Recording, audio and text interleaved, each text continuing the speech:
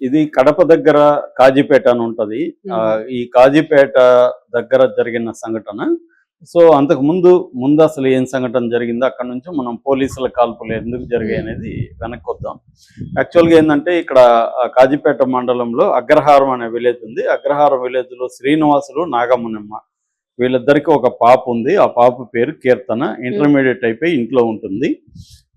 అట్లాగే అక్కడే సేమ్ మండలంలో పక్క గ్రామం ఆంజనేయ కొట్టాలని ఉంటది. అక్కడ ఒక అబ్బాయి ఉన్నాడు. ఆ అబ్బాయి ఆవుల వెంకటేష్. ఆ అబ్బాయి డిగ్రీ సెకండ్ ఇయర్ చదువుతున్నాడు.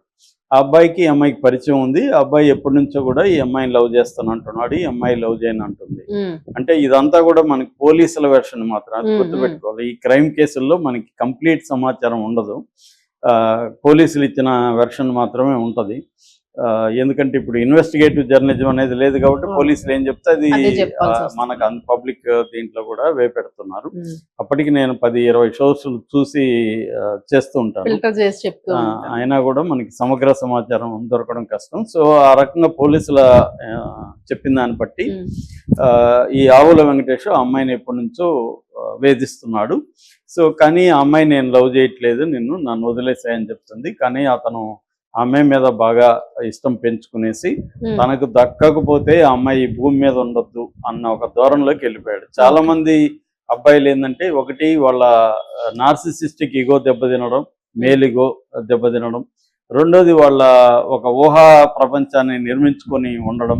హ్మ్. దాంట్లో ఈ అమ్మాయి లేకుండా అంటే ఫ్యూజన్ లవ్ అంటారు దాన్ని. ఫ్యూజన్ అంటే అమ్మాయితోనే తన ప్రపంచాన్ని హ్మ్. వాడు ఊహల్లో ఫ్యాంటసీలో డెవలప్ చేసుకుంటాడు. ఇప్పుడు అమ్మాయి రిజెక్ట్ చేస్తే తట్టుకోలేక హ్మ్. సో, ఆ అమ్మాయి తనకన్నా దక్కాలి లేకపోతే అసలు భూమి మీద ఉండొద్దు అన్న ఒక తీవ్ర ఆగ్రహానికి వాడు లోనైపోయాడు. దాంతో అతను ప్లాన్ చేసుకున్నాడు ముందే. కత్తి తీసుకొని ఆ అమ్మాయి ఎవరు లేనప్పుడు ఆ అమ్మాయి దగ్గరికెళ్ళాడు.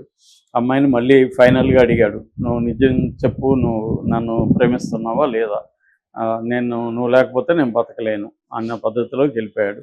దాంతో అమ్మాయి "నీకు ఎన్ని సార్లు చెప్పాలి నేను ప్రేమించట్లేదు" అనేది ఆ అమ్మాయి గట్టిగా మళ్ళీ చెప్పింది. దాంతో అతను అమ్మాయి మీద పడి సడెన్‌గా గొంతు కోసి చంపేశాడు. చంపేసిన తర్వాత పోలీసులు వాళ్ళ నాన్నొచ్చాడు. వాళ్ళ హ్మ్. నాన్న ఆ అమ్మాయి అరిసింది ఈ అమ్మాయి. ఆ కేకలు చూసి వాళ్ళ నాన్నొచ్చి ఆ అమ్మాయిని చేతుల మీద తీసుకొనెళ్ళి వెహికల్‌లో ఎక్కించి హ్మ్. తీసుకొనెళ్తుంటే అప్పుడు అమ్మాయి వెంకటేష్, ప్రవీణ్ అనే ఇద్దరు పేర్లు పేర్లు చెప్పింది. చెప్పింది. ఇంకా చెప్పాలనుకుంటుంది కానీ అమ్మాయి వల్ల కాలేదు. చివరికి హాస్పిటల్‌కి తీసుకెళ్లారు. హాస్పిటల్‌లో అమ్మాయి చనిపోయింది.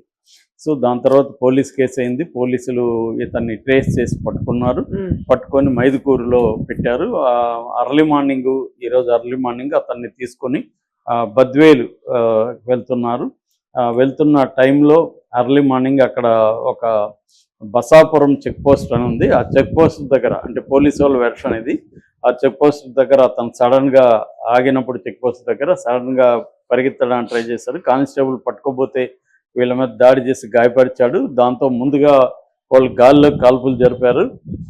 అయినా కూడా అతను వినకుండా వీళ్ళ మీద దాడికొచ్చాడని అతని కాళ్ళ మీద కాల్చారు. హ్మ్. సో, ఇది ఇప్పుడు పోలీసుల వెర్షను. దీంతో ఓకే. అతన్ని సీరియస్‌గా గాయపడ్డారు. అతన్ని కడపలో రిమ్స్ హాస్పిటల్‌కి తీసుకెళ్లారు. హ్మ్. అక్కడ అతనికి చికిత్స అందిస్తున్నారు. మరి అతనికి చనిపోతాడా లేదా అనేది తెలియని పరిస్థితి అయితే ఉంది. హ్మ్. అంటే ఈ కథ నమ్మాలా లేదా జనాభా మందికి ఇప్పుడు డౌట్ ఉంది. మామూలుగా పోలీసులు ఈ మధ్య కాలంలో ఇలాంటివి జరిగినప్పుడు అవును.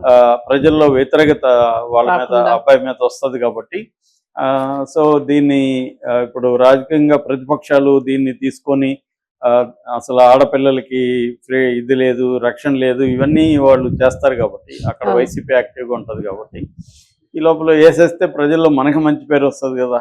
అన్న పద్ధతిలో గవర్నమెంటు ఈ హ్మ్. నిర్ణయాలు తీసుకునింది. ఈ మధ్య కాలంలో అలాగా తునిలో ఒక పెద్దాయన చెరువులో పడిపోయాడు, అవును. చనిపోయాడు. తర్వాత మదనపల్లిలో ఇలాగే ఒక చిన్న పాపని రేప్ చేసిన దాంట్లో అతన్ని తీసుకెళ్ళి చంపేసి చెరువులో ఏసేసి అతనెళ్ళి చెరువులో దూకి చచ్చిపోయాడని చెప్పారు. ఇలాగా ఈ మధ్య రకరకాల కథనాలు అల్లుతున్నారు. అవును. ఎందుకంటే ఇక్కడ దిశ ఎన్‌కౌంటర్‌లో సజ్జనార్‌కి బాగా పెద్ద కమిషన్ చుట్టుకునింది అది. పెద్ద అవును. కేస్ అయిపోయింది. అవును. సజ్జనార్ చేతులెత్తేసాడు. నాకు సంబంధం లేదని ఎస్కేప్ అయ్యాడు. అంతకు ముందంతా ఏమో సజ్జనారే చేశాడు అవును. అన్నప్పుడంతా హైప్ గమ్మునున్నాడు. ఇచ్చారప్పుడు. అప్పుడంతా ఖండించలేదు ఎప్పుడు. కానీ కమిషన్ ఏసేసరికి ఇదయింది. అందువల్ల ఇప్పుడు గవర్నమెంట్స్ కూడా పద్ధతి మార్చుకున్నాయి. ఎన్కౌంటర్ అనేది వదిలేసి ఇట్లా వాళ్ళయ్యే వాళ్ళు దూకి చెరువులో దక్కిపోయారు, ఇంకోటి చెప్తున్నారు. సో ఇప్పుడు ఇదైతే మాత్రం పోలీసులకు కూడా గాయాలయ్యా అంటున్నారు. మరి పోలీసులకు కూడా గాయాలయ్యాయంటే అది నమ్మాలా లేకపోతే